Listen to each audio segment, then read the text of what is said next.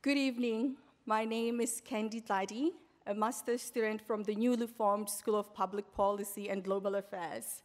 It is my pleasure and an honor to welcome you to this evening's event. We are thrilled that so many of you could join us tonight in this room as well as in the other room, the live streaming that is going on at the back. And we'll be launching the new UBC Connects series, and I am honored to be your MC tonight. In a few minutes, President Uno will tell you more about the series.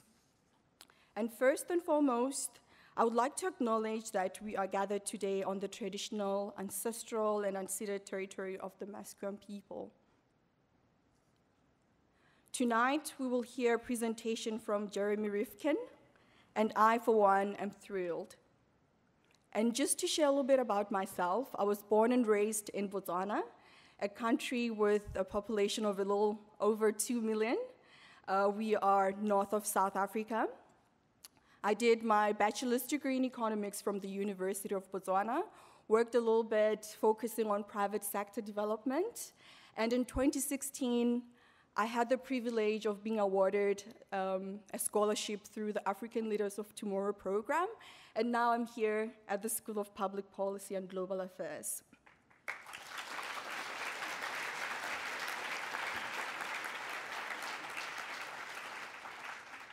Following Mr. Rifkin's presentation, the Director Pro Tem of School of Public Policy and Global Affairs, Maura Kwela, will moderate the Q&A session with Mr. Rifkin. Tonight's program is being live streamed for those who could not be with us tonight. Both the audio and video recording will be posted on the event website at www.ubc.ca/UBC Connects in the days following the event so that you can revisit and share with family and friends. For any guests with hearing challenges or anyone who struggles with spoken English, we are also providing real-time voice-to-text technology this evening. If desired, you can follow along on your own mobile device at the URL on the screen. And to log into UBC Wireless, please use UBC Visitor. For the Q&A, we will be using an online audience engagement platform called Slido to include everyone in this conversation. Even those at home can participate. Any mobile device will work with this web-based platform. I'll walk you through how to use it now. So please take out your device and follow along. Okay, first, go to slido.com. The URL and tonight's event code are being projected on the screen. Use our event code #UBCConnects to sign in. The hashtag symbol is already populated in Slido. Just type in UBC Connects all in one word. This platform will allow you to ask questions and comment in real time throughout tonight's program. You can input questions by clicking on the Ask button. Other attendees can like your question by giving it a thumbs up. And then when we get to the Q&A portion of the evening, Professor Kwela will address the top questions from the audience with Mr. Rifkin. Again, the URL is slido.com. And the sign-in code is #UBCConnects. And if you'd like to tweet during the program, please use @UBC and #UBCConnects. Now let's get started. I now have the pleasure of introducing President Uno to the stage to say a few words and introduce our guest. Professor Uno earned his BA in Biological Science from the University of Chicago and his PhD in Experimental Medicine from McGill University. His principal research interests focus on immune system and eye disease.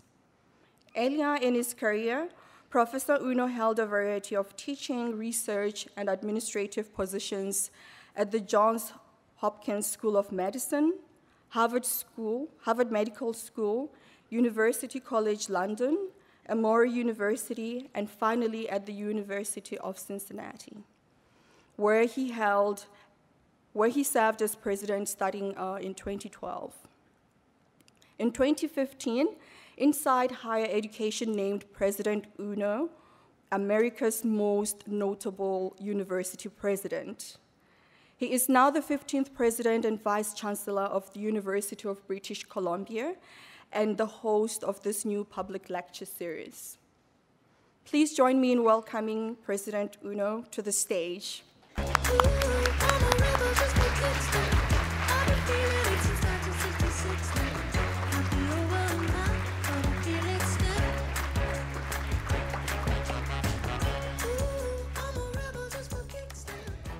Well, good evening, everyone. Are you excited? Yes.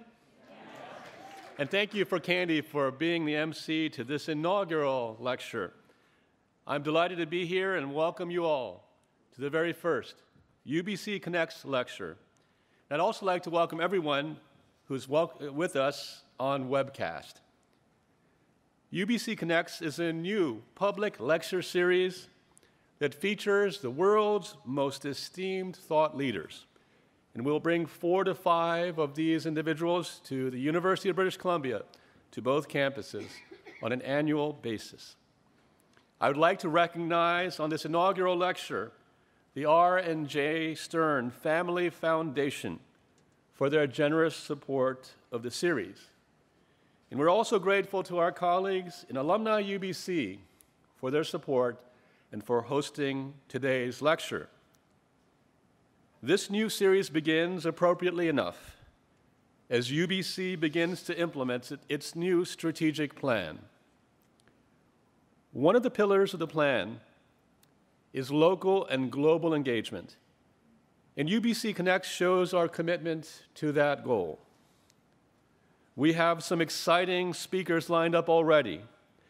Wanik Horn-Miller, Michio Kaku, and Isabel Allende.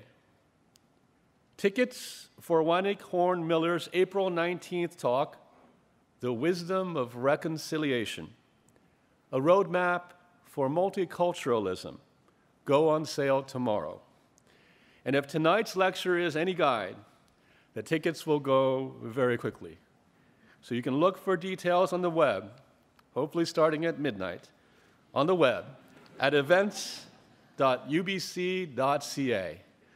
I remember when I wanted to sign up for lectures like this, I would just sit there just before midnight and refresh and refresh and refresh so I could be the first to get one of those tickets. And like I said, today's tickets went very quickly, within hours, so keep your eyes out for the tickets for the April 19th event. I'd also like to note that each speaker will do at least one student-focused event while they're here on campus. Because really, educating the next generation is why we are here. It's the raison d'etre of the University of British Columbia. In fact, tonight's speaker, Jeremy Rifkin, has already done 2 workshops today, one with faculty from around the university and one with students. And I can tell you in just meeting him several minutes ago that he is very impressed with both our faculty and our students. And I think he'll tell you how he thinks that UBC can really play a very pivotal role in the sustainability of this planet.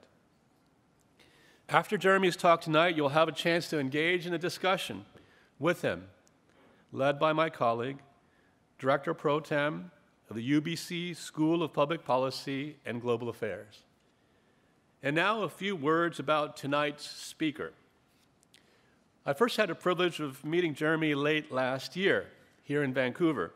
I was honored to be seated right next to him, and I said, "We really need you to come to UBC." And he said, yes, he'd love to because it's an outstanding and an important global institution. I was impressed by his vision, and as many of you know from reading one of his 20 best-selling books, he is a true thought leader. Jeremy Rifkin is an economic and social theorist, a writer, a public speaker, a political advisor to many governments, and an activist. He is an advisor to the leadership of the European Union and to the People's Republic of China. He's been much lauded for his influence in Europe's ambitious climate and energy policy, and was hailed by German Vice Chancellor Sigmar Gabriel as, quote, the economic and ecological worldwide ambassador of the energy transition. As I said, Jeremy Rifkin has authored 20 best-selling books about the impact of scientific and technological changes on the economy, the workforce, society, and the environment. He also lectures in University of Pennsylvania's Wharton School in the Executive Education program, where he also instructs CEOs and other senior leadership in how to transition their business operations to more sustainable economies. My friends here at UBC, we are indeed in for a treat tonight.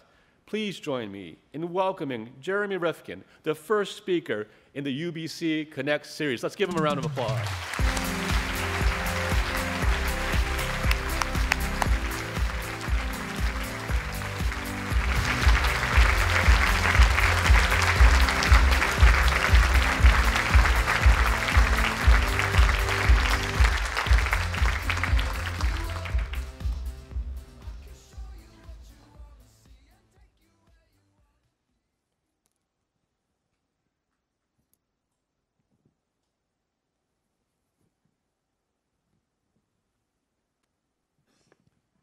Good evening, everyone.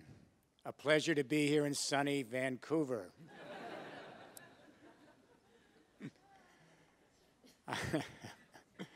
I'm going to start on a somber note. I hope it'll end up being a liberating reflection. We'll make a judgment call later tonight. GDP is slowing all over the world, everywhere. And the reason is productivity has been declining for 20 years all over the world. And the result is unemployment is structurally high, especially for the millennials. They're just not able to find their place in a 21st century workforce. Our economists are projecting 20 more years of low productivity and slow growth. Now let me do the numbers for you. We've had two industrial revolutions in the 19th and 20th century, and here's where we stand, I think, this evening.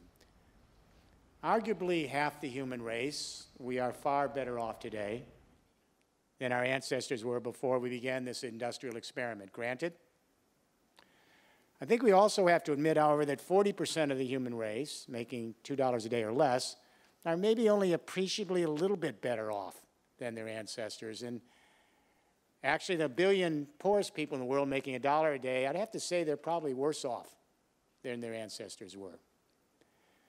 So while half the human race has done a little bit better, the other half of the human race not so much better, the very rich have really, really cashed in. Tonight, the 8 richest people in the entire world, we could put them in this row, 8 people, their entire accumulated wealth now equals the accumulated wealth of 1/2 the human beings living on Earth. 3.5 billion people. There's something so dysfunctional about the way the human family is organizing itself on this earth. This is unprecedented.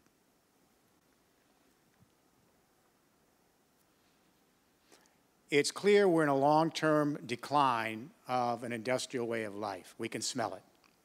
But now this industrial way of life has given rise to a much more profound crisis. We are in real-time climate change. We have spewed massive amounts of CO2 into the atmosphere. We dug up the carbon deposits of another period of history. We turned them into this vast experiment in civilization. We're now paying the entropy bill. Climate change is no longer a model or a theory or looming on the horizon. It's here. It's at the door. It's in the house. What's terrifying about climate change, and this is never described, because what I'm about to describe to you, if this story was told to everyone on the planet, the entire human race tomorrow morning would be motivated, driven, impassioned on one course: to save our species, to save our fellow creatures, to save the earth. We're running out of time. Climate change changes the water cycles of the earth. That's what this is all about. It's never explained. We're the watery planet. Our ecosystems have developed over millions of years based on the water cycles and the cloud covers that travel across our ecosystems that bring together the hydrosphere with the lithosphere, with the geosphere, etc. Here's the rub. For every 1 degree that the temperature goes up on Earth because of global warming emissions, CO2, methane, and nitrous oxide, for every degree that temperature is going up, the atmosphere is actually sucking up 7% more precipitation from the ground. The heat is forcing the precipitation into the clouds quicker, so we're getting concentrated precipitation in the clouds and extreme, totally unpredictable water events. Blockbuster winter snows. I'm always amazed.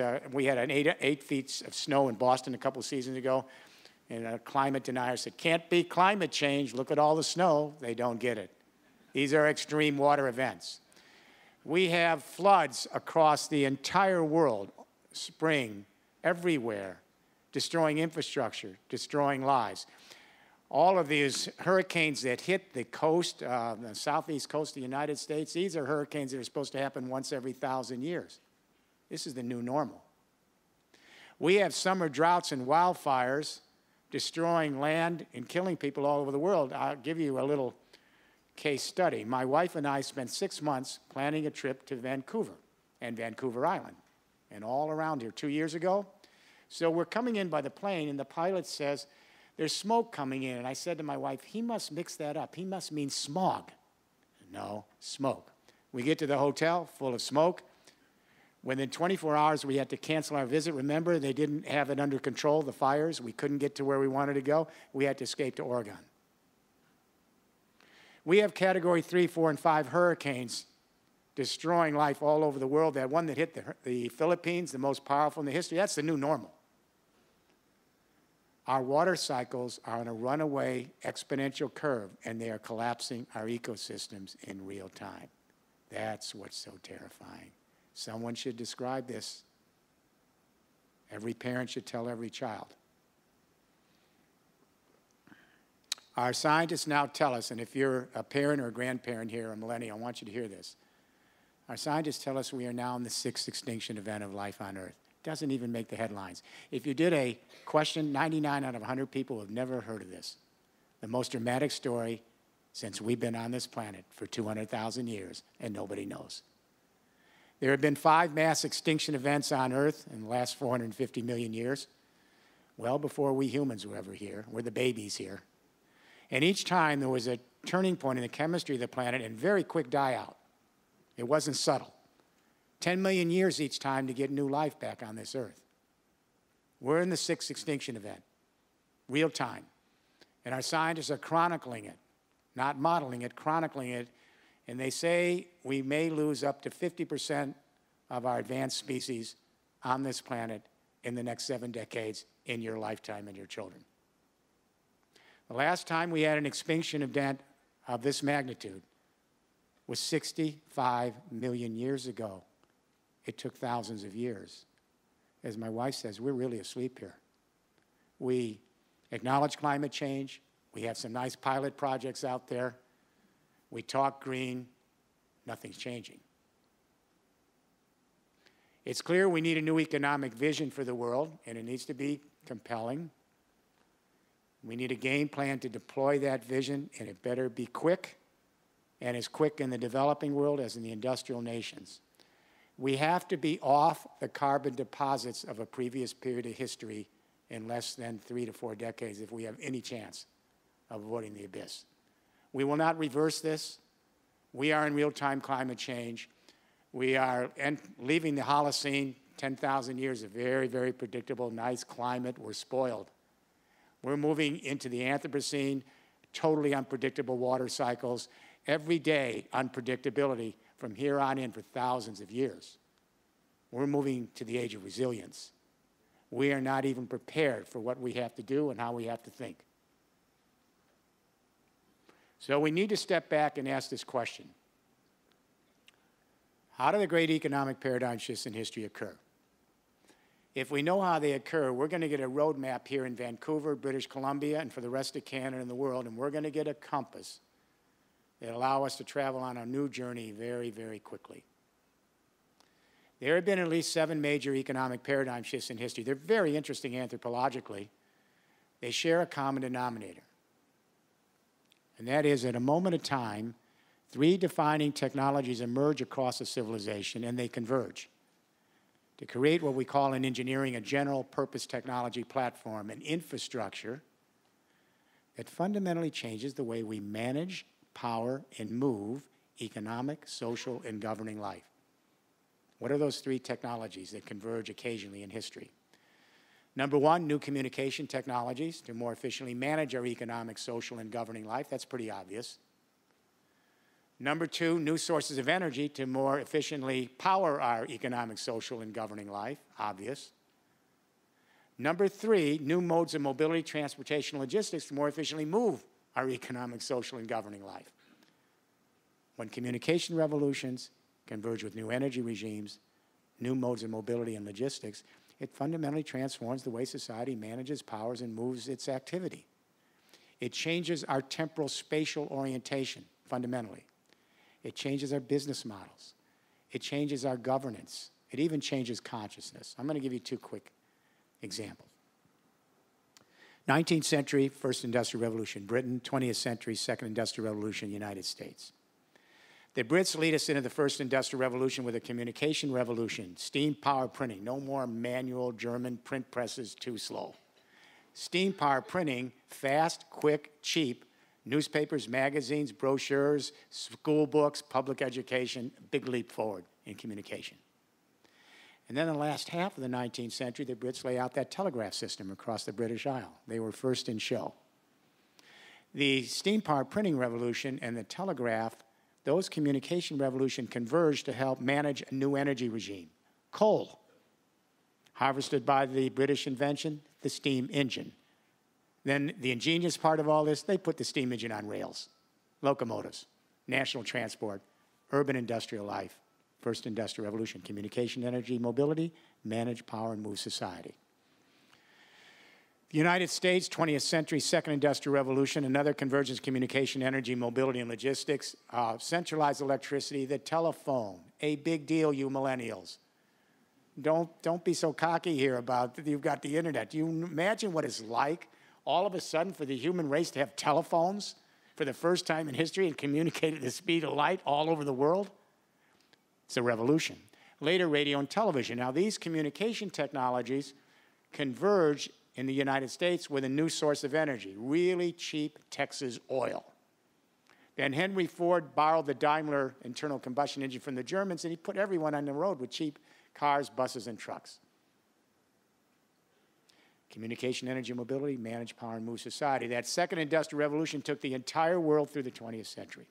It peaked July 2008, 147 a barrel on world markets for Brent crude oil. It peaked that month. The whole global economy shut down that month. The ports, the rail yards, silence. That was the great economic earthquake and the sunset of the great industrial revolution. The actual financial collapse 60 days later, that was an aftershock because the fictional economy couldn't stay alive when the real economy turned down. Why is it the earthquake? Because this entire civilization has been living off of the burial grounds of the Carboniferous era. It's really kind of bizarre, actually. Our fertilizers, our pesticides, our construction materials, our chemicals in our processed foods, our synthetic fiber, our power, our transport, heat and light, we have literally resurrected the Carboniferous era, and we've lived off those remains now for 2 centuries. Bizarre. And the point is, when Brent crude oil starts to go over 80 a barrel, all the other prices go up because they're dependent on fossil fuels. And when you get to around 114 a barrel, prices become so high, purchasing power slows.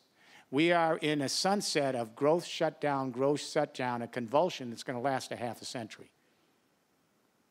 And the only reason oil goes down is because when the economy stops, all the activity stops, and so you're not growing inventory, so oil goes down to 50, and then you start to regrow the inventory, and the prices go back up. And now it's even worse because now the fossil fuel industry is fighting among themselves in the sunset. It's pathetic. So OPEC keeps the oil spigot up and open to flood the world with oil to eliminate your tar sands in Canada and our shale gas in the U.S. because they're not competitive at $30 a barrel. They all go bankrupt. Now OPEC has turned the oil back up. It's at 50 a barrel. Tar sands comes back. Shale gas comes back. Then they're going to take that oil back down to 30 a barrel again. They're going to go bankrupt again. This is going to go on over and over. And where there's oil, there's failed states. Where do we go from here? Let me share an anecdote with you if I can.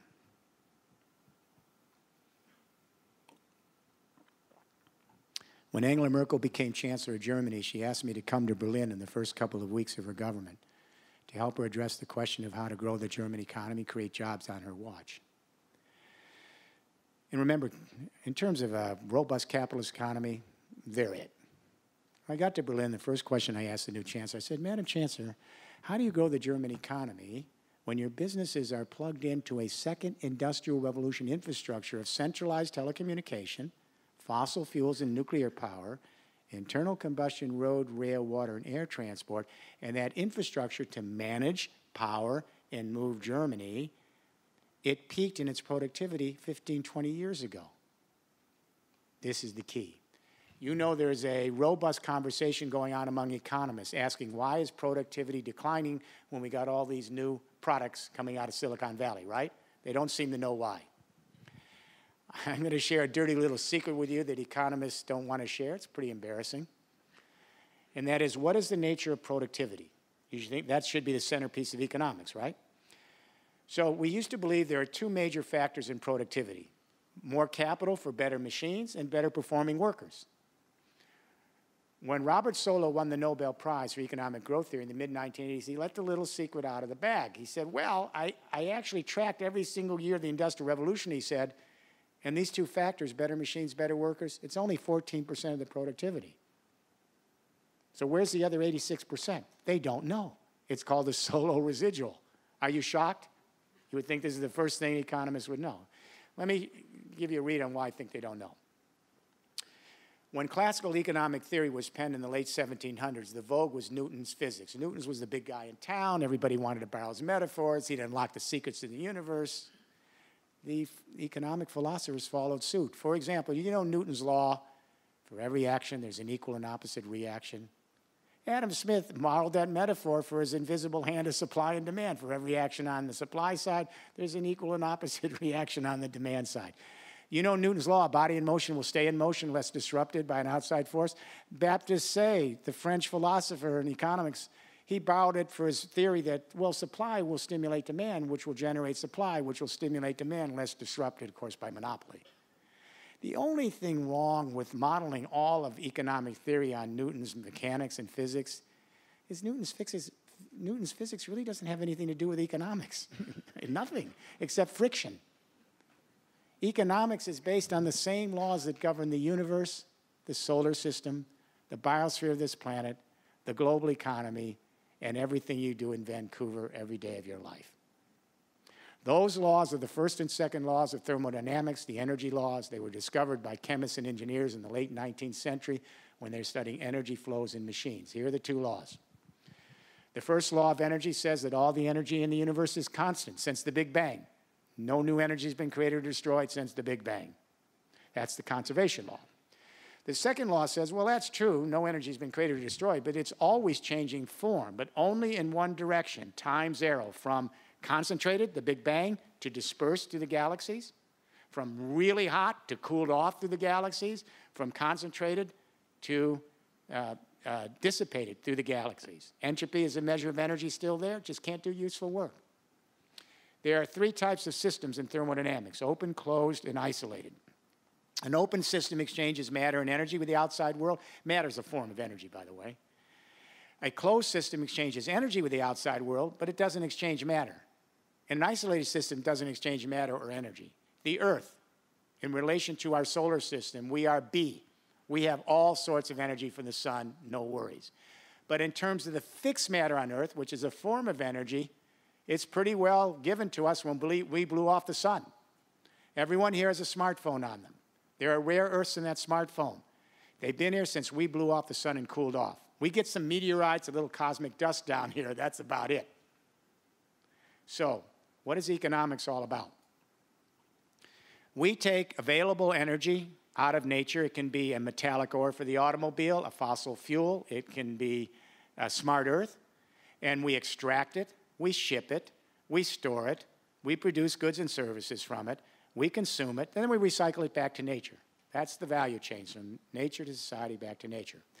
At every step of conversion, from nature to society back to nature, we have to embed a certain amount of energy and material into that product or service to get it to the next stage of its journey across the value chains. But in doing so, we lose some of the energy and material in the conversion. This is called aggregate efficiency in economics. Aggregate efficiency is the ratio of the potential work versus the actual useful work that gets into the product or service and the energy and material lost in actually making the conversion. You with me? It works the same way in nature. If a lion chases down an antelope and devours it in the wild, about 10 to 20% of all the energy in that antelope gets into the lion. The rest is heat loss from the chase and the consumption. That's its aggregate efficiency, 10 to 20%. So you're thinking, what the hell does this have to do with Mr. Rifkin's conversation with the Chancellor of Germany? She's a physicist by background, and here's what I said to her. We started the second industrial revolution in the United States at 3% aggregate efficiency. We lost 97% in every conversion across the chain. By the late 90s, we got up to about 14% aggregate efficiency. That was our ceiling. Nothing has changed. Germany got up to 18.5% aggregate efficiency. 10 years later, nothing's changed. Japan led the world at 20% aggregate efficiency. Nothing's changed. So what I said to the Chancellor is, you can have market reforms and labor reforms and fiscal reforms. You can stimulate 1 million Steve Jobs. It's not going to make any difference. As long as your businesses are plugged in to a second industrial revolution infrastructure of centralized telecommunication, fossil fuel nuclear power, internal combustion road, rail, water, and air transport, because that infrastructure to manage power and move economic, social, and governing life peaked in its productivity, its aggregate efficiency, 10, 15, 20 years ago in every industrial country. Why is this important? A new generation of economists who prepared themselves in thermodynamics went back and tracked all the years of the Industrial Revolution. They did better machines. They did better workers. They put in aggregate efficiency. And it tracks for much of the rest of the productivity. Henry Ford wasn't the brightest bulb in the chandelier, but he understood this. Every engineer understands what I'm saying. Every chemist understands what I'm saying here tonight. Every biologist, every architect, because you have to study the basic laws of energy that govern economic activity. Not a single business school I know of in the world requires that you know this first and second laws of energy. I taught the advanced management program, our corporate CEO program at Wharton, 15 years. Nobody teaches this. So, on that first day with the Chancellor, we discussed a third industrial revolution. A new convergence of communication, energy, and mobility to manage power and move Germany. And at the end of the day, the Chancellor said, Mr. Rifkin, we're going to have this third industrial revolution for Germany. I'll report back in a few minutes where we are. We are on the cusp of a great third industrial revolution, a digital revolution. It's bringing together a communication revolution, an energy revolution, a mobility revolution, and a shift in the built environment. All of us have our smartphones. 25 years since the World Wide Web, the entire human race is starting to connect, right? And this revolution has come and it's changed our lives, right? Now, this digital communication revolution that's connected the entire human race is just now beginning to converge with a renewable energy internet, in which millions of people produce their own solar and wind, and they send it back on an energy internet using the same kind of data flows that we have on the communication internet, and we share energy just the way we share information. And now those two internets, the communication internet and the renewable energy internet, are converging with a mobility and logistics internet made up of electric and fuel cell vehicles run by renewable energies at zero marginal cost, automobiles and trucks that will be 3D printed with recycled materials already starting, and they'll be driverless within 5 years on mobility networks. These three internets, the communication internet with 5G big data broadband, the energy internet, and the mobility internet to manage power and move our economic, social, and governing life, They ride on top of a platform called the Internet of Things. We're embedding sensors across the built environment and nature. We have sensors out monitoring our wildlife all over the world. We have sensors in the agricultural fields and in factories and in smart homes and in smart vehicles and in warehouses. They're monitoring data in real time. By 2030, we will have ubiquitous digital sensor interconnectivity. This is the Internet of Things. Now, what's interesting about this is we're creating a brain and a nervous system to connect the human race. It's an external prothesis. The GPS is the brain, the sensors are the nervous system. On the upside, this is a great potential leap forward for humanity. Potential. Because for the first time in history, the whole human race can come together and engage each other in communication, energy, mobility, and eliminate a lot of the middlemen and the vertically integrated organizations that kept us under centralized power for so long, with all the attendant problems that came with that. We can now begin in the virtual and physical world to engage each other in a new form of globalization. Not the kind of centralized globalization made up of giant vertically integrated global corporations, but rather glocalization, because now that we're moving to this digital era in the Internet of Things, we're moving to virtual worlds and physical worlds where we can engage each other in real time and virtual time, anywhere, any place, at any moment, and engage each other at very low fixed and marginal cost. This brings us to globalization, regions working with regions in a more lateralized world. This is already starting. This is globalization. This is a vast potential expansion of social entrepreneurialism.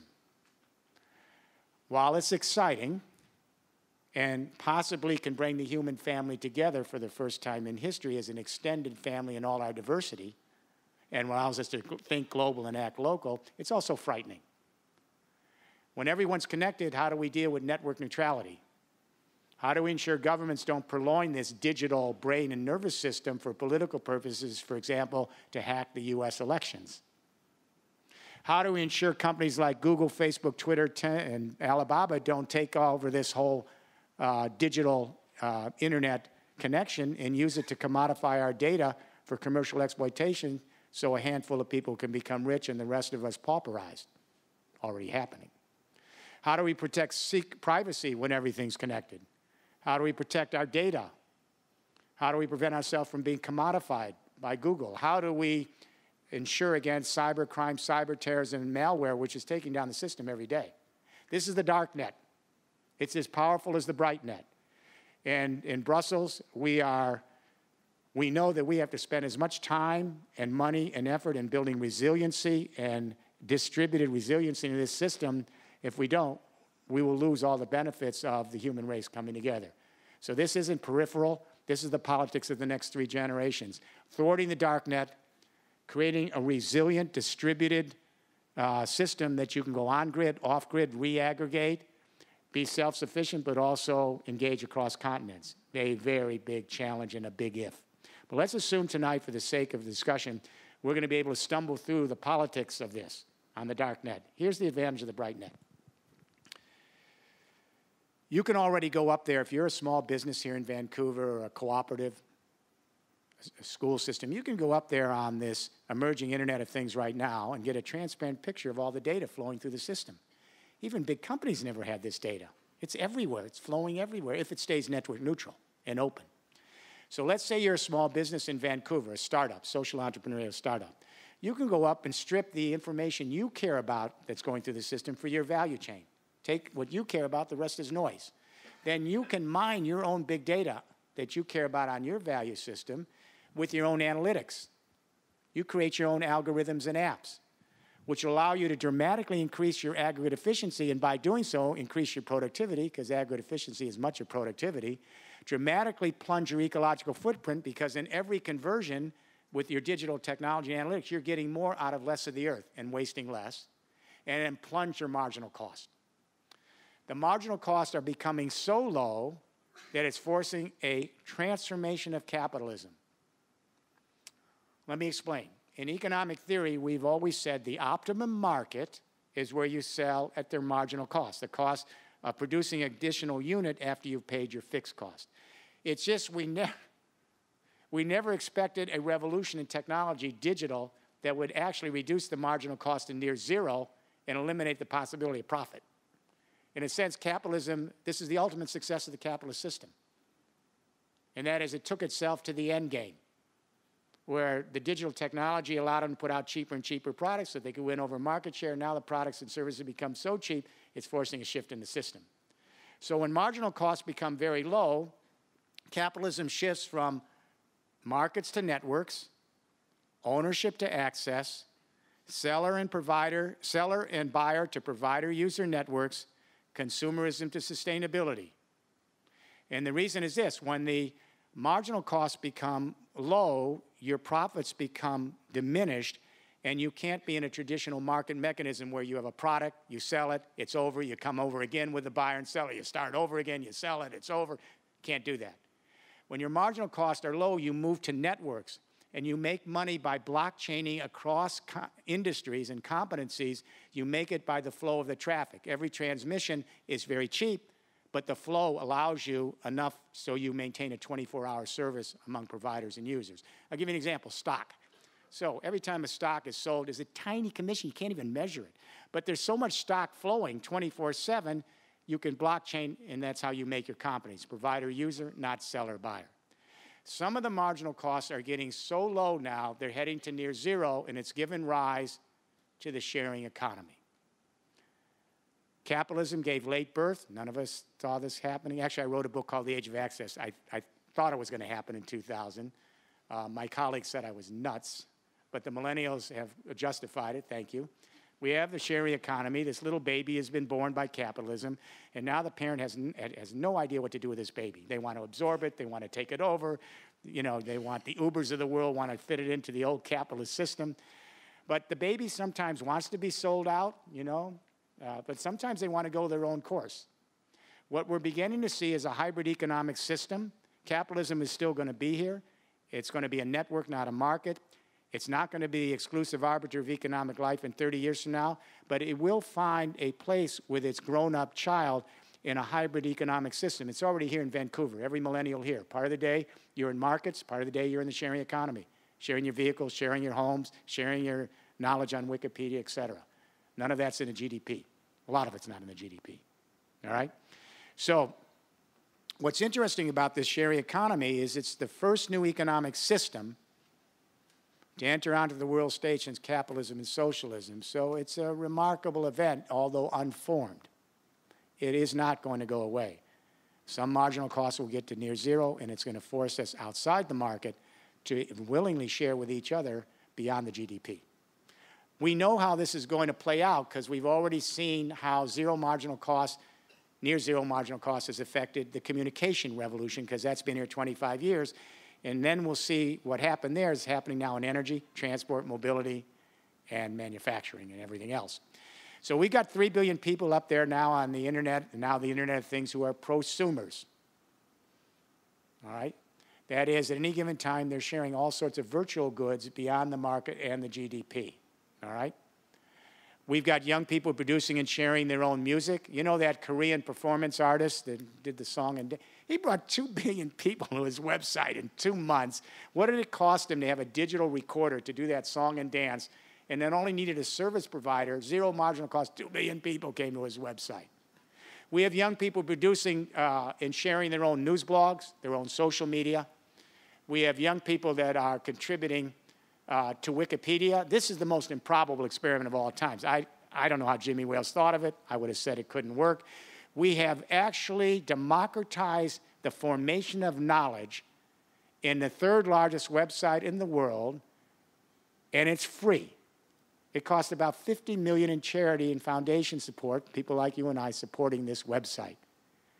And apparently, and the accuracy is, apparently people have nothing else to do but check each other's websites.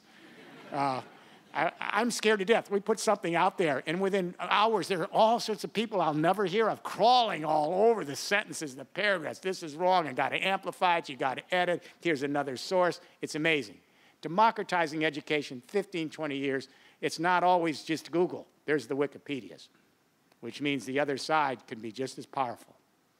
So We thought there would be, and I should say, whole industries have been disrupted, the music industry, newspapers, book publishing, television, but whole new industries have emerged, not just Google, Facebook, and Twitter. There are thousands of startups, some of them nonprofits, some of them profits, some of it benefit companies.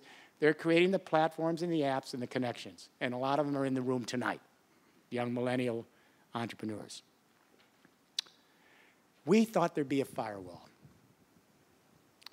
We could understand how digitalization would affect the virtual world. We didn't think it would go over to the physical world. The Internet of Things broke the firewall. So in the Zero Marginal Cost Society, in my book, I make it very clear that the Internet of Things is what you have to look at now, because things brings it over to things.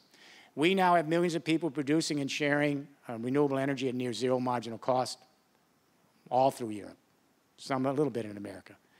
We now have millions of young people that are sharing car sharing services, and within a few years, driverless, electric, 3D printed, and you think Uber's going to make it? No. We're seeing cooperatives forming all over the world. Why do we need Uber? They're saying it's our car. It's our livelihood. They're forming cooperatives and putting up websites. So let's go back to Germany. What's happened in Germany since the first conversation? We're at 35% of our electricity now in Germany is zero marginal cost solar and wind. We'll be 100% before 2040. We have days of negative prices where the power companies have to pay the consumers. There's too much electricity, all right? So what's interesting is the fixed cost. Solar and wind have been on an exponential curve, which no one seems to know about, just like computer chips. Now, I'm sure I'm the oldest person here. I think I'm the oldest person here. I'm a World War II baby. When I was a kid, we didn't have any computers. And then my school, the University of Pennsylvania, created the first computer, UNIVAC. But in the 1950s, the chairman of IBM predicted that they would need a maximum of 5 computers for the world. That was an optimistic forecast at the time because they cost millions of dollars. So we didn't anticipate the exponential curve Moore's law, where Intel started to be able to double the capacity on those little computer chips and half the cost every 2 years.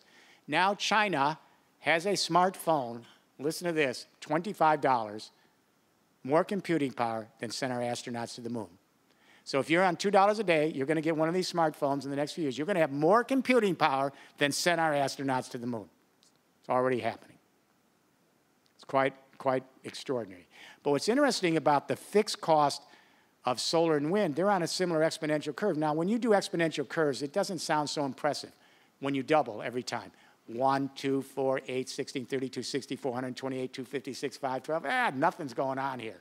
When you get to around the 21st doubling, holy mackerel, through the roof. So what's happened here is the fixed cost of generating 1 solar watt, $79, 1 solar watt, fixed cost, 1978, $79. You know what it is tonight? 45 cents. You know what it is in 18 months from now? 35 cents. Did you hear what I just said? We now have power and utility companies in Europe and a few in America who are quietly buying long-term 20-year contracts right now for solar and wind at 5 cents, 4 cents, 3 cents, and 2 cents a kilowatt hour. And now I'm going to tell you something you don't know. What's really going on behind the scenes in the power and utility companies. I work with the CEOs all over the world. Panic. What happened in the music industry, newspapers, book publishing, is now disrupting the power and utility industry. They cannot compete with 4 cents, 3 cents, 2 cents a kilowatt hour. We now have massive stranded assets in fossil fuel and nuclear industry. And I meet with the CEOs. I met with many of your CEOs up in Canada last year. Citibank reports that we now have $100 trillion in stranded assets in the fossil fuel industry, the biggest bubble in the history of the world. And Carney, who is a Canadian, who's now head of the Bank of England, went in front of Lloyd's of London. It was on the front page of the Financial Times. Everyone ignored it last month, and he said, uh-oh, we've got stranded assets. This is the biggest disruption in all of history. The entire industrial age, based on fossil fuels, is right now, in real time, in disruption, in stranded assets. And if you think what happened to the music industry, newspapers, magazines, book publishing was amazing, watch what goes now in the next 5 years. What's interesting, however, in Germany and across Europe is once you pay for the fixed costs, which are plummeting, The marginal cost of the sun and the wind are near zero.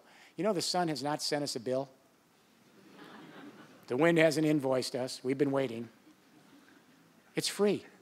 So what happens when German companies right now are plugging into a system where 35% of the electricity is nearly free in every conversion across their value chain in managing, empowering, moving your business? How does a second industrial revolution country based on fossil fuels compete with that?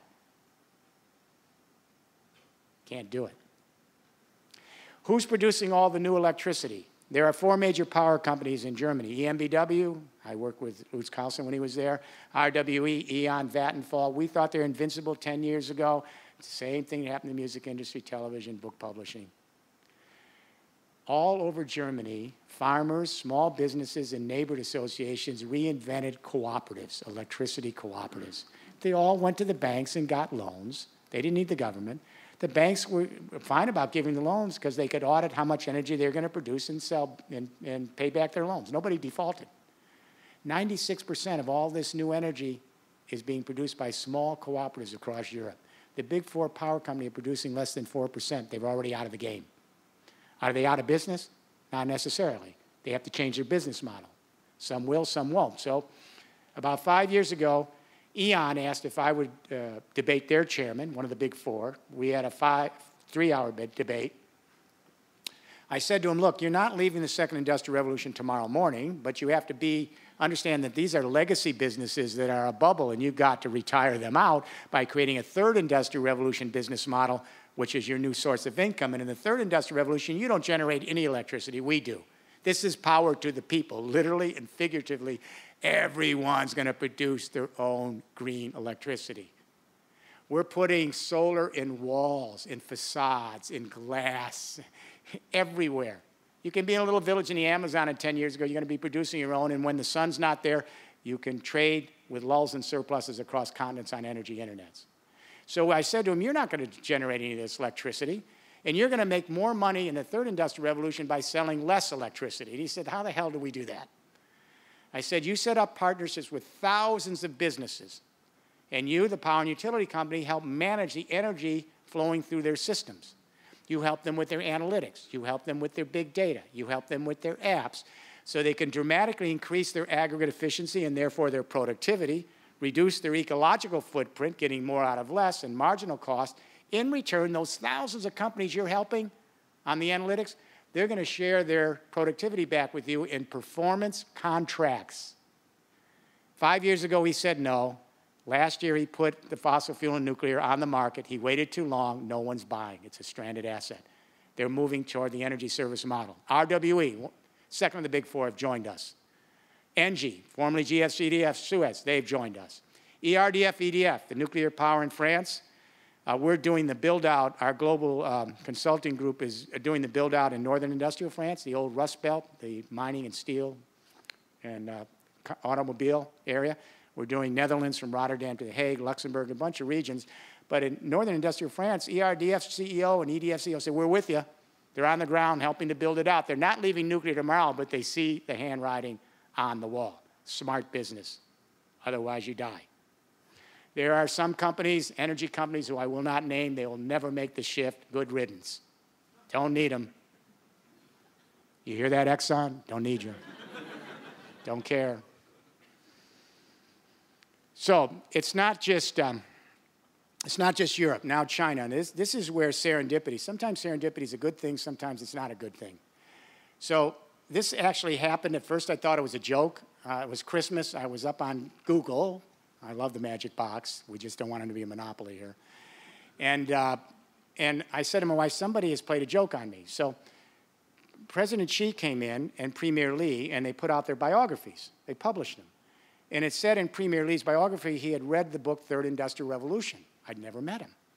And he'd instructed the Development Reform Commission, the State Council, to move on the narrative I'm laying out to you tonight. They're very aware that they lost out in the first industrial revolution as an occupied power. They lost almost the second industrial revolution, came in the tail end, don't want to lose the third. To show you how quick they move. I've been working with the leadership there since, and after my first visit, 11 weeks later, they put up $82 billion, 11 weeks after the first visit, to completely digitalize the state grid, that's their biggest electricity grid, So millions of Chinese people using their own solar and wind, because they're the largest producers, can buy their own solar and wind, produce their own energy, use it off-grid, or send it back to an energy internet, just like they share information on the communication internet. Watch Europe, watch China. Where's the US and Canada?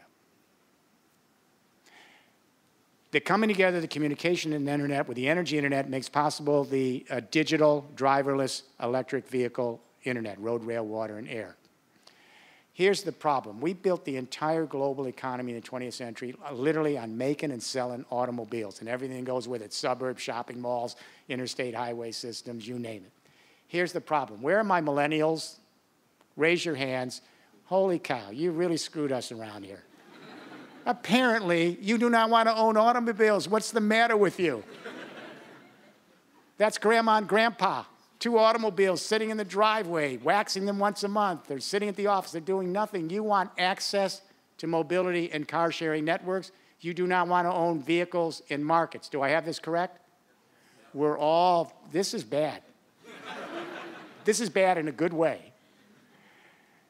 Because what happens for every car you're sharing, we are eliminating 15 cars from production. The automobile companies, transport companies, they see it coming, just like the music industry, television, newspapers, the energy industry. They're still going to sell millions of vehicles, but the smart car companies, Daimler and Ford, I work with the CEO, the business leadership in both. They gave us the second industrial revolution. They're in 2 portfolios. Second industrial revolution, selling millions of vehicles. It's going to take a while. Third industrial revolution, millennials, your children, you're not going to own cars again. You're moving from ownership to access, from markets to networks. So Larry Burns was the former head of General Motors, a future car development. Larry's just done a study, he's a University of Michigan professor. And the study shows we could probably eliminate 80% of the vehicles in the next generation. That's 1 billion vehicles. The remaining 200 million vehicles will be electric, fuel cell, zero marginal cost renewable energy, and they'll be driverless in 5 years. By the way, while I'm on the subject, we always talk about the major causes of global warming, and we always say buildings are the #1 cause of global warming emissions, and number 3 is transport. We spend a lot of time on that, endless time. Anybody know what the #2 major industrial cause of global warming is? We never talk about? Huh? Beef. Okay, beef. So when I wrote a book called Beyond Beef in 1990, not a single environmental group would support it. Even some of the prophetic leaders who you know in the environmental movement still won't support it. And I love cows. I really do. They're such peaceful animals. It would be great if all animals were vegetarians. But there's 1.3 billion cows out there. They're taking up 28% of the land mass. The methane that they produce is 24 times more powerful per molecule than CO2, and the nitrous oxide from their feces is 280 times more powerful per molecule. Nobody wants to talk about it. God forbid that we should ask people to go down the food chain, good for our health, good for the planet, good for our fellow species. How much conversation do you see about this among political leaders? How about zero? Zero would be a good place to start, and I don't mean zero marginal cost. I mean zero afraid. We're going to have to deal with that. But transport. So we're going to eliminate these vehicles. Does this mean the end of the transport and logistics companies? Some will go out, not all. Let me talk to you about Daimler and Ford. They're going to be in 2 portfolios. They already are. So this is very cool. About 1.5 years ago, Wolfgang Bernhardt, the chairman of Daimler Trucks, and at the time one of the board of directors of Daimler, he said, come to Berlin, lay out this narrative, and then we're going to introduce a new business at Daimler. They brought us the internal combustion engine, and it's the mobility internet. So after my narrative, they dim the lights. They have journalists from all over the room, in the world, in the room, and they go to a live helicopter feed. This is all up on Google. You can check it out after the lecture.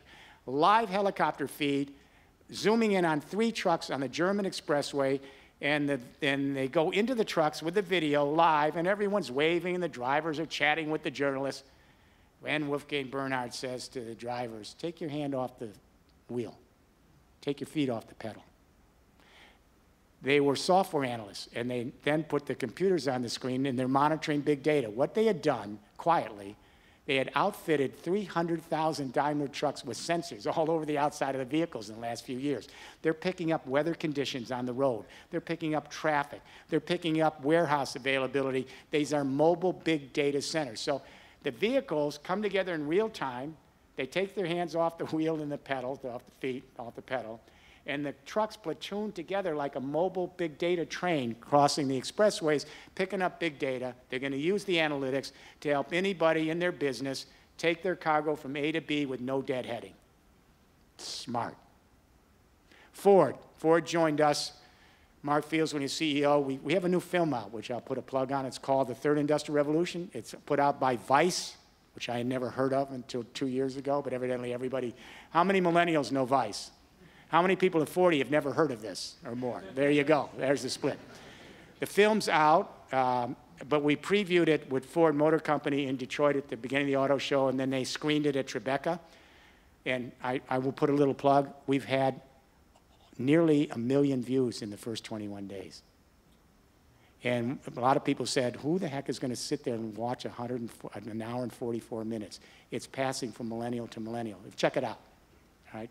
So Ford, they're coming in with a mobility internet now where they realize in the future they're going to sell a lot of vehicles, but eventually they're going to be driverless, and those vehicles will be used for logistics and for passenger traffic, and they're like drones, and they'll take you from A to B.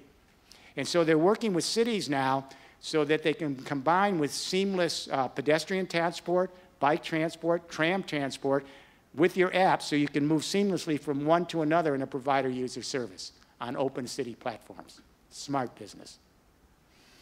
The coming together of these three internets makes possible the build out of the Internet of Things. The Internet of Things is not the cloud, whatever that is.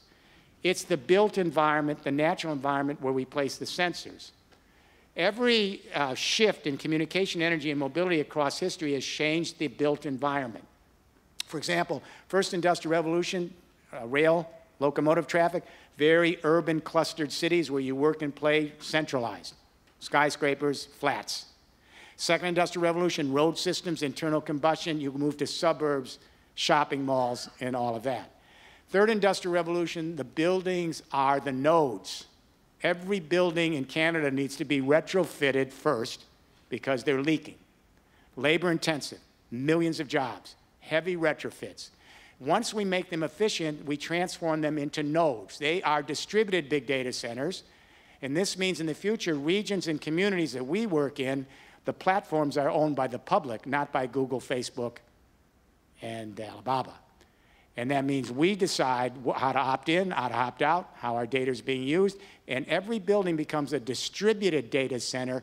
We're combining all of our buildings in distributed centers. We don't need big centralized data centers.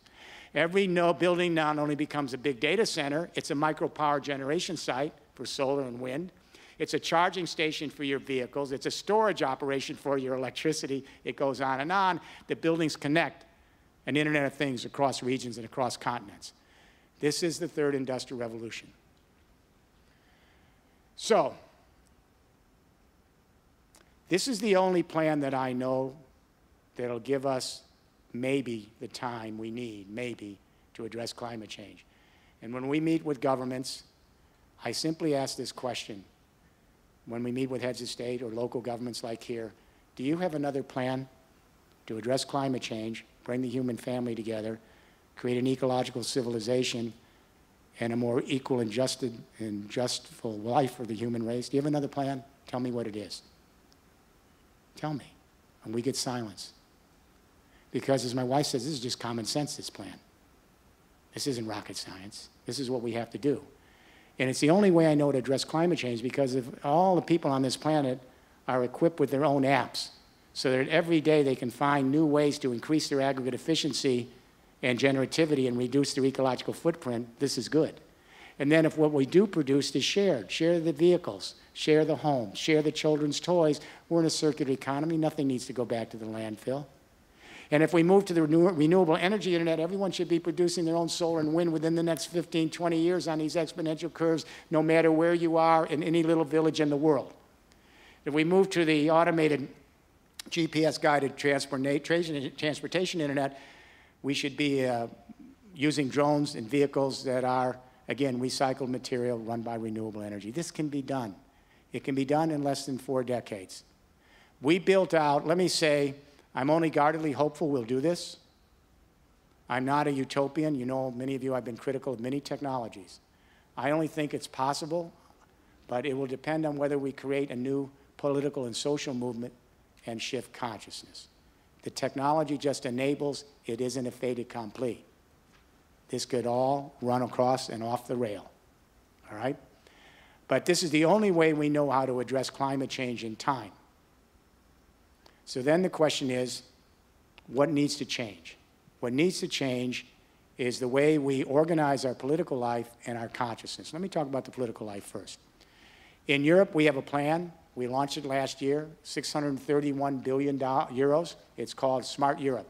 And that is, each region is responsible for actually building out their own plan based on this architecture and customizing it to the region. And guess what? We introduced a new form of politics. Instead of the region and the city government, each cabinet minister deciding what is put out there, we've changed the ballgame. We said, you have to understand the nature of this third industrial revolution platform, and once you understand the architecture, you understand the politics. The first and second industrial revolution platforms were designed to be centralized, because the energies were centralized, coal, oil, gas.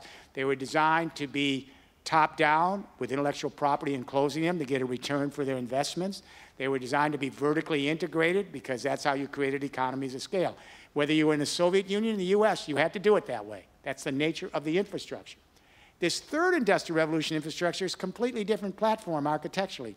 It's designed, if you are digital natives, like the millennials here, you know it's all designed to be distributed, correct? You benefit, the more people in the network, the more the network benefits, and the more the social capital each participant has. There's no win-lose. You can have win-win. And it works best if it's open and transparent, open source, not intellectual property, because that closes the system. And the best way to organize it is laterally, not vertically. Cooperatives. You can try to exploit it and monopolize it by government or industry, but you will lose the productivity, the generativity. You'll lose it all. The minute you try to control it, you will lose it. So that means unless you outlaw all the technology, eventually a younger generation politicized in this room will come and see the alternatives.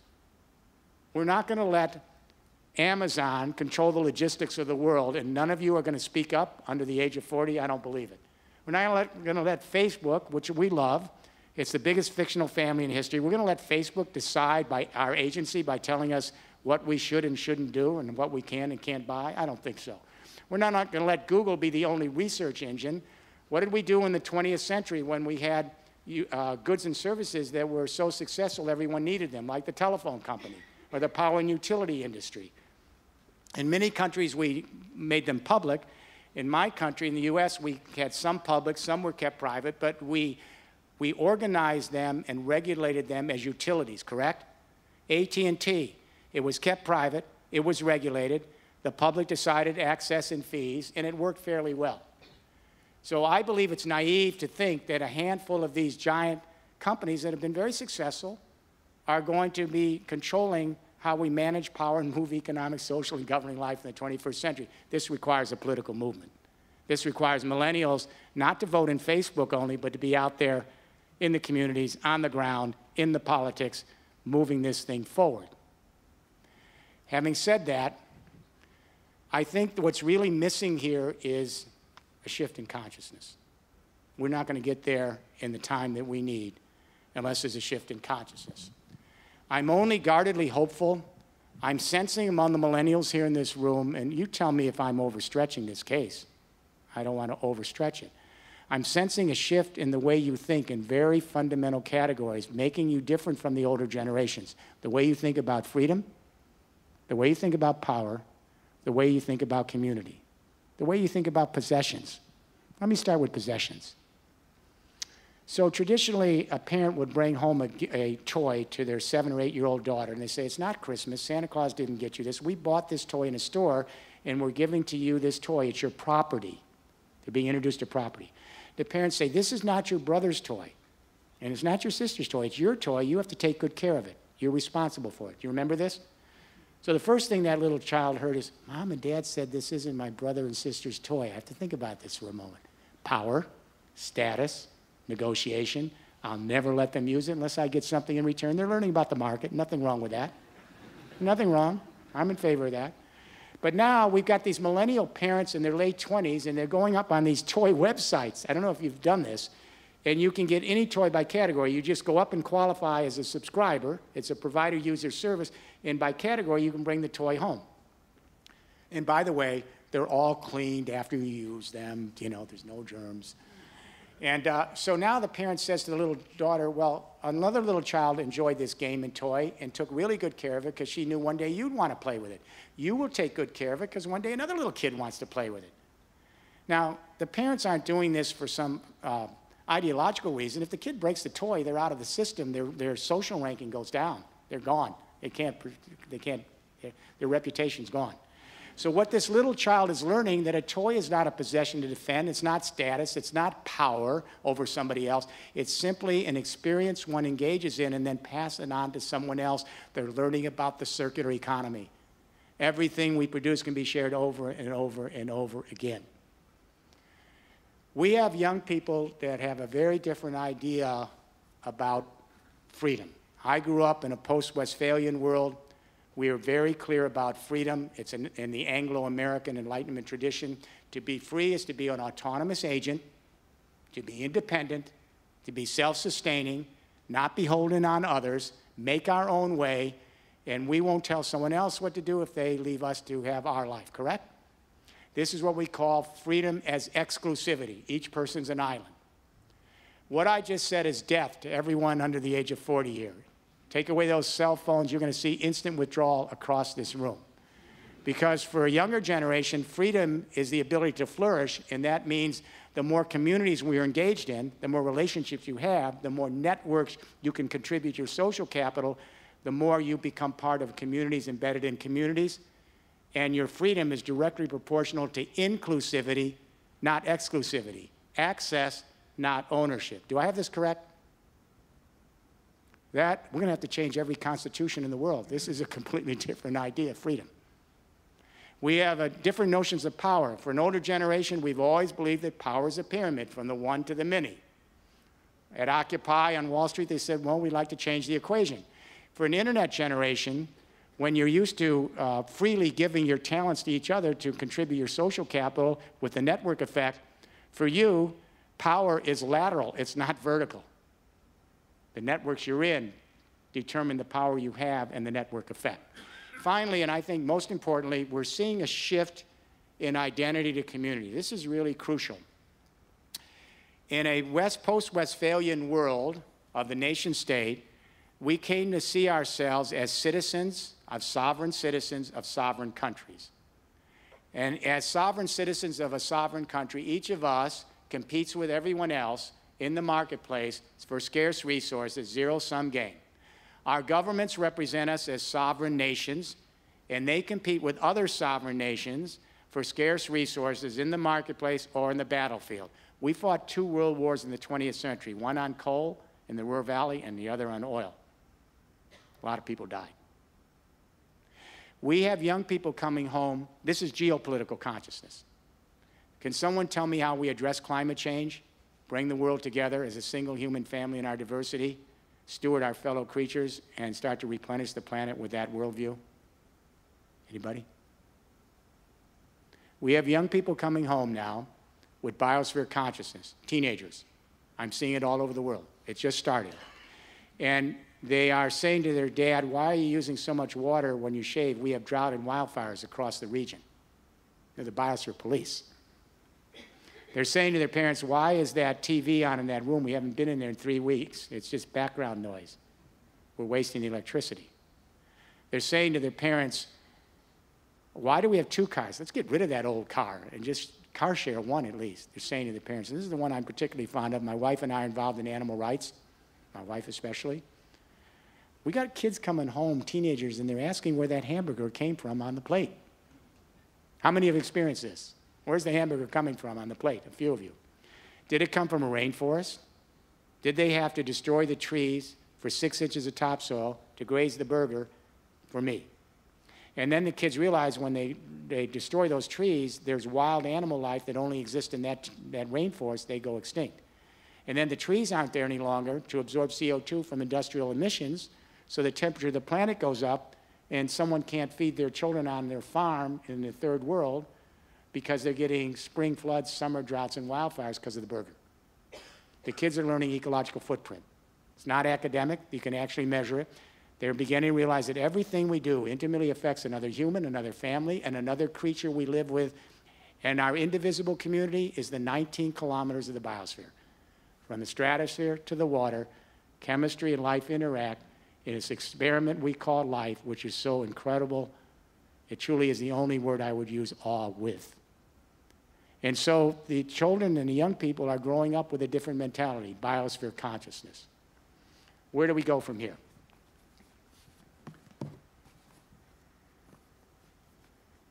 Whether it's deserved or not, I don't know. British Columbia and Vancouver are considered the hip place to live. Very ecological. I know you have too much rain. It's kind of, that's a rough one, but very ecological. You've got a lot of the new industries here. You got the film industry, you got the virtual reality, the augmented reality industries, you got ICT, you've got all of these industries emerging here, and you have ecological consciousness. You are a trailblazer. Vancouver and British Columbia are being seen as potential lighthouses to watch. Make this the place that transforms Canada. You've got world-class universities here. University of British Columbia, Simon Fraser. You've got the talent, you've got the academics here, you've got the businesses, you've got the industry, and you have a cultural DNA. You have the cultural DNA, because for you, a pristine environment is part of the quality of life. You live it every day. We need to have a lighthouse on every continent. It's not enough to be in Europe and China and Asia. We need a beachhead in North America. Do not wait for Washington. It's not going to happen anytime in the foreseeable future. Right? Start here, move a plan forward here in British Columbia and Vancouver. We'll connect you up with the regions in Europe. They'll learn from you, you learn from them. And together, we began to roll out this laterally scaled third industrial revolution, Smart America. And we provide hope for a whole new generation that we can do better, we can democratize our life, and we can take responsibility for our future. Last thought. I think this is a tough road. Let me tell you the only reason I have some hope. I have some hope. Because a student today at lunch, or before lunch, said, "Isn't it all over?" We don't know if it's all over. We don't know. Nobody knows. We know we're moving into an unpredictable period of history, the Anthropocene, where we don't have a steady climate after 10,000 years. It changes the ballgame. We know this. But let me say why I'm guardedly hopeful.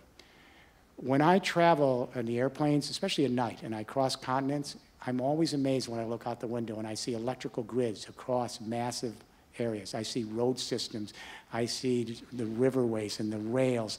I see all this infrastructure, and then I realize that the first industrial revolution in the 19th century, we put the whole infrastructure in place in 40 years. In the 20th century, second industrial revolution, we put the whole infrastructure together in 40 years. Why is it impossible to put the third industrial revolution, Smart Canada infrastructure together in less than 40 years, given the technology we have at our availability? We are the most social creature on the planet. We got a lot of good qualities and bad qualities, but we got the biggest neocortex. We're ultimately as social as we can get. And we're soft-wired for empathic distress. That is our primary drive. Secondary drives, competition, brutality, they happen when the primary drives are squelched. But our primary drive is to belong. It's to have empathic distress. We have what it takes, but we need the story. And what's stopping us all over the world is we don't have the narrative. So there are 7,000 cities signed up to COP21, and they can all show you their hydrogen buses and their bike paths and their electric vehicles. Nothing's changing because you have to shift the infrastructure. It has to be a construction site for 30 years. You have to bring all your industries, your universities, your civil society together and work this out over 3 generations and start tomorrow morning, and don't wait for anybody beyond the region. Start it here. We'll connect you up with regions in Europe and elsewhere.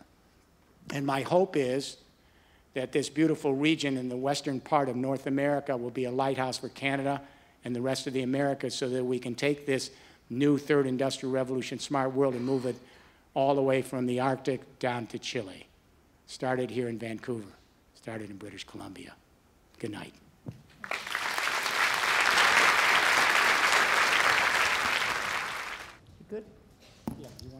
I think you're there and I'm here. Well, Jeremy, you've attracted 78 questions. Oh my God. We're going to be here for a while, so settle. You've been working me all day here. This is That's true. Vancouver work ethic.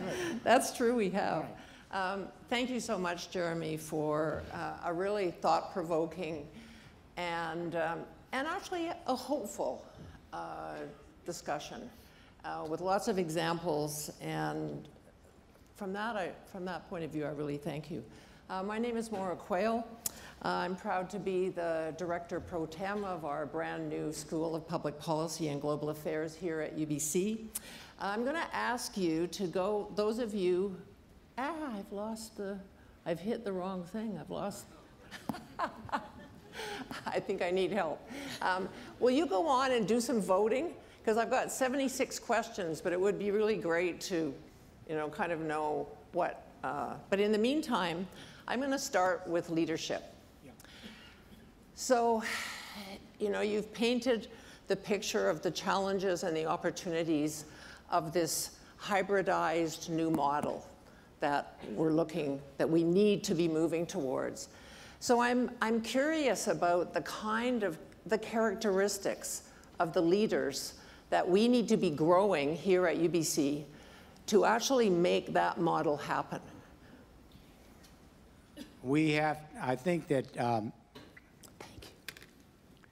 the key to this infrastructure, which is designed to be distributed, open, transparent, and laterally scaled, it requires a new form of governance, commons governance, which has been here for a long time.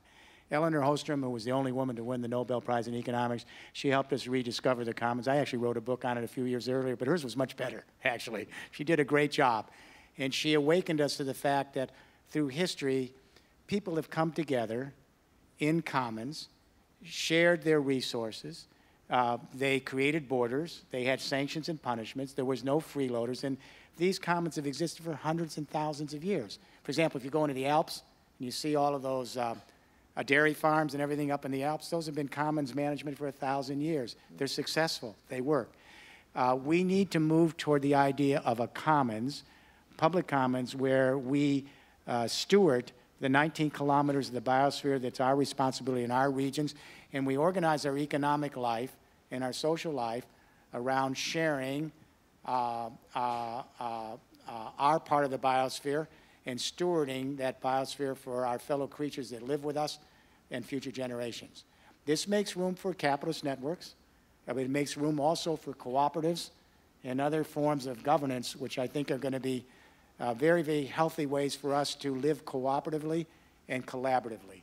If anything, the millennial generation has shown the ability to collaborate and to share their talents, and I think this is a good sign for the future. So I think the governing models that I would suggest is, again, the ones we've used in Europe. It's perfect for Vancouver and British Columbia. You have the cultural DNA. You have a very tight community here, and you can begin to bring hundreds and thousands of people together over 3 generations to create your roadmap and deploy your projects and see all of you as having a legacy. Everyone in this room that takes part has a legacy for you, your children, and grandchildren in a 30-year build-out of a construction site to create resilient British Columbia for future generations and steward your biosphere. That's the best legacy you will leave as parents, as neighbors, as citizens of the region. Okay, I'm going to move now to the top question in the room. Jeremy, will you please explain how this third industrial revolution is going to lead to a narrowing of the wealth gap when the early phase of this third revolution has so far only led to what feels like a widening of that gap? Well, it has in certain areas, and I think there was a love affair with the technology early on. Everybody was sort of enamored with the possibilities, and now a younger generation is beginning to say, we got some problems here. I, for example, love Google. It's the magic box. I use it all day long, especially my age. I got to forget something, I go ask the magic box. On the other hand, when everyone needs the magic box, and that's the only search engine we got to see this is a public monopoly, and we got to treat it as a public utility all over the world. We can keep it private. It's going to have to be regulated. We have to determine how the data is used. We have to determine under what circumstances we want to share information. All that has to be done. That requires a political movement. We need a political movement, starting with the millennial generation, their children and grandchildren, the older generation come in, and we've got to begin to politicize this transformation to a new economic era in history. Otherwise, if we sit idle and allow ourselves to be entertained to death in an algorithm governance that takes away our agency, then we deserve our fate. There is no reason why we have to accept this. And my own personal belief, and I'm not saying this for any other reason that I think this is going to happen, it's impossible for me to imagine, and I said this before, Amazon controlling the logistics of the world, Facebook controlling the communication of the human family, and Google controlling our search engine for all knowledge. Does anyone believe that's going to happen? You'd have to be a whole silent generation for 3 generations. That's never happened in history. We're fighting back in the European Union. We're going after this. Got to do it here in North America. Start here in the region by creating an alternative platform. Public platforms, data distributed, the community controlling its own digital data. And this can happen in every region. Then you cross border. So in this new approach, how do you foresee us as a society adjusting to potentially lost jobs that arise from us moving first away from fossil fuels and also artificial intelligence potentially replacing some of our labor-intensive jobs?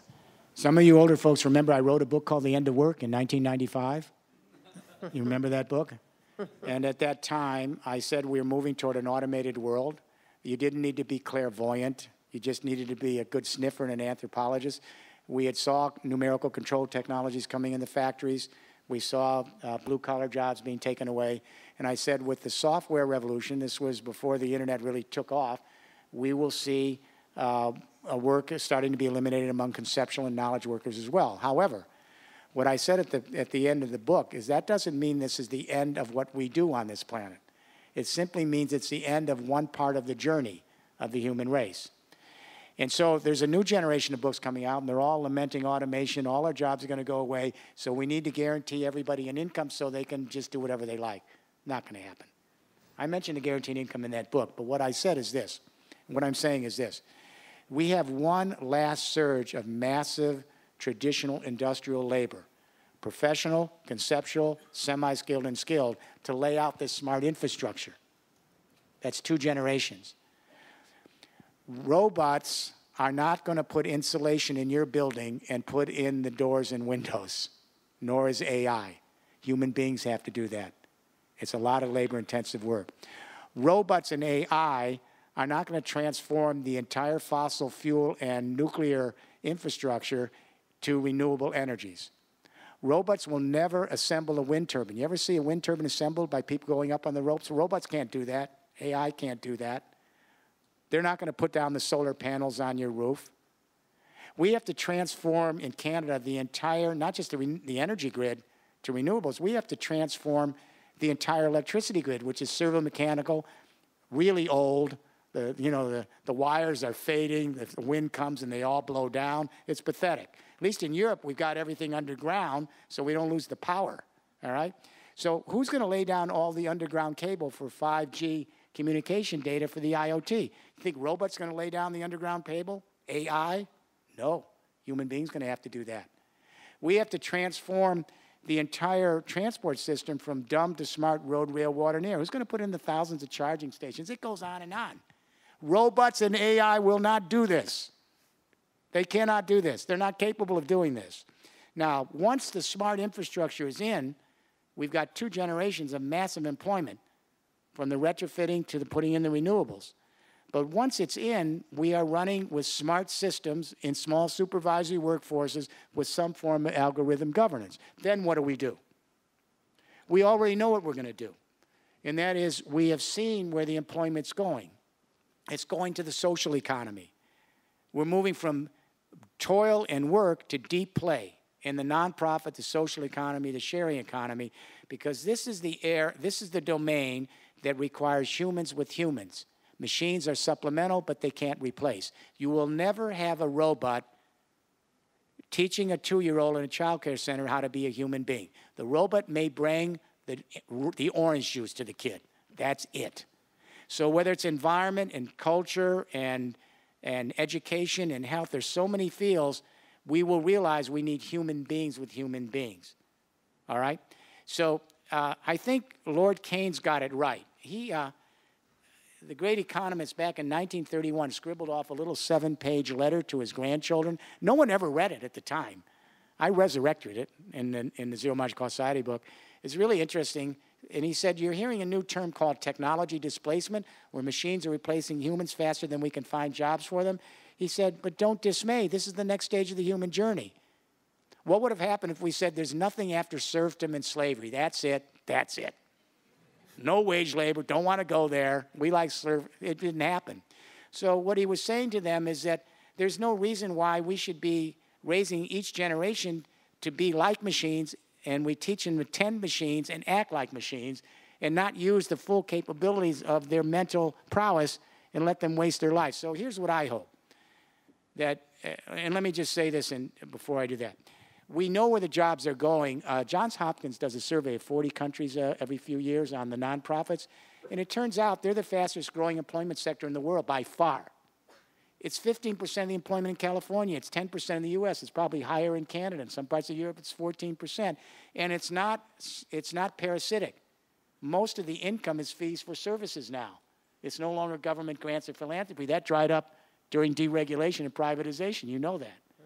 So if we get any of this right, maybe in 2060, your grandchildren will look back at you millennials, and they'll say, what did great-grandfather do for a living? And you'll say, well, great-grandfather, he drove a truck 10 kilometers back and forth across a road delivering packages for 8 hours a day for 40 years. And they'll say, what? What? What did great-grandmother do? She was on an assembly line, and she took widgets off the line and put them in plastic bags and sealed them and put them in a carton. What? They will be as nonplussed as we would be hearing about serfdom and slavery just literally 100 years ago, 150 years ago. So I think that we need these new books by the economists, they don't really look at the anthropology of the human race. We're going to have better to do, deep play, engage in our humanity, steward the planet.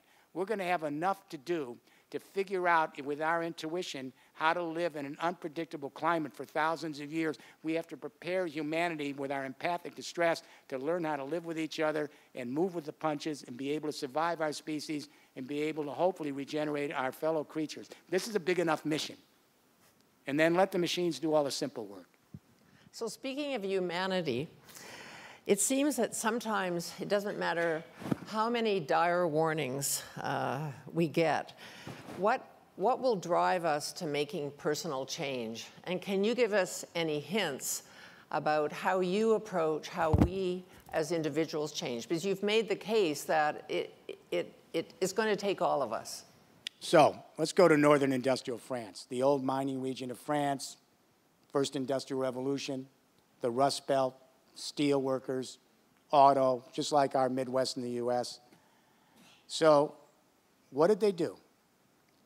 All the kids were leaving, unemployment high.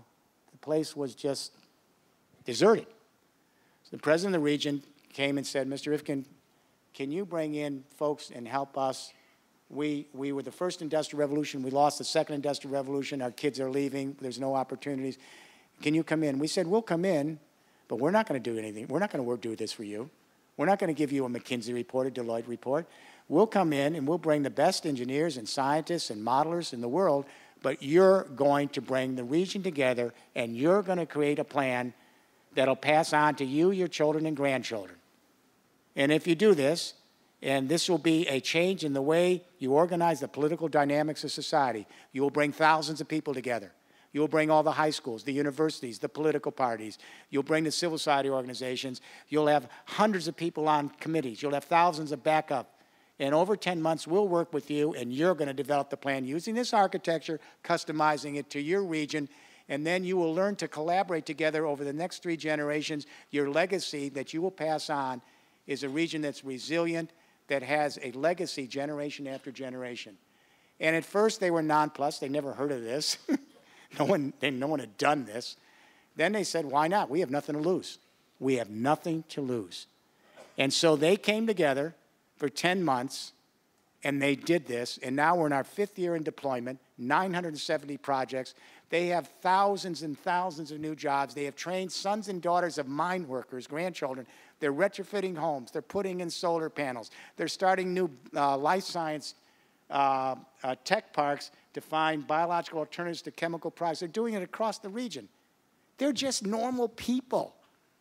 They're like us. So we're getting all these regions coming there trying to find out what's the mystery. There is no mystery. They finally said, we have no choice. We've got to do it ourselves. They have the architectural blueprint. They customize it. Same in Rotterdam to The Hague, those 23 municipalities, Luxembourg. Every region can do that. There is no, you just have to say, I'm tired. I'm not going to take it anymore. We now have to share our destiny together. We've got to look forward to our species continuing on this planet, our fellow creatures, and we're going to bring the whole region together and collaborate for 3 generations. You can do this tomorrow. If they can do it, you can do it. So our last question of the evening, which I think relates very much to us at UBC, how do you see business and the pedagogical model for higher education changing in the context of the digital revolution and a zero marginal cost society? So how can we rethink, with our strategic plan, Mr. President, there he is, how should we be rethinking? Well, I'm so glad you asked that, because the longest chapter in the 3rd Industrial Revolution, and not quite as long in the zero marginal cost society, is all about education, and everyone seems to roll over that chapter, because that's the key. And so our educational system is antiquated. It's a 19th century educational model built for an industrial revolution. And that is, when you show up in school, they look like a factory, most of them, they used to. And over the top, you see Francis Bacon's little quote on the top of the building, knowledge is power. So you learn that's what it's all about. I'm going to have power here. Knowledge will give me power. You go into the building, the teacher's at the front of the room, everybody's silent, they look straight ahead. If they share knowledge, it's called cheating. That's bad. They learn that they need to possess the knowledge at someone else's expense so they can get ahead. Every 50 minutes, the bell rings. They learn to be efficient and move on to the next part of the assembly line, which has nothing to do with what they just learned. Do you follow my drift? All the way through the school system. So the problem is that millennials outside of school, you're already in a totally alternative parallel universe in learning. You're all together learning on the screens. You're watching each other's screens. You're cohabitating these screens. You're sitting there contributing your talent. You're editing each other. You're amplifying each other on social capital. It's totally different than in school. And it's not called cheating. It's called sharing one's knowledge. So in northern industrial France, for example, the Catholic University of Lille has led the charge. We have all the universities involved and 200 high schools.